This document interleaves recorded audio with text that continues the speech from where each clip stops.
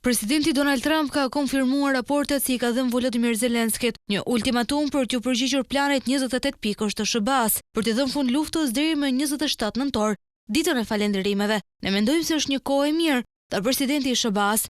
Megjithatë, ai la një dritare për zgjatjen e afatit nëse bisedimet me Ukrainën shkojnë mirë. Duke folur në Radio Fox News, siç raportohet nga BBC, Trump u pyet në lidhje me propozimin 28 pikësh, për të cilën ai tha se SBA-ja është pjesë e tij për një arsye, sepse duan që vrasjet të ndalohen, lidhur me shqetësimet se Rusia mund të paraqesë në të ardhmen një kërcënim për shtetet baltike ose pjesë të tjera të Europës. Trump tha se Moska nuk do ta bënte. Ata nuk po kërkojnë më shumë luftë, vuri në dukje ai, teksa shtoi se tashmë po ndeshkohen. Në intervistë, presidenti këmbënguli se Ukraina do të humbiste më shumë territor në një periudhë të shkurtër kohore, nëse lufta vazhdon.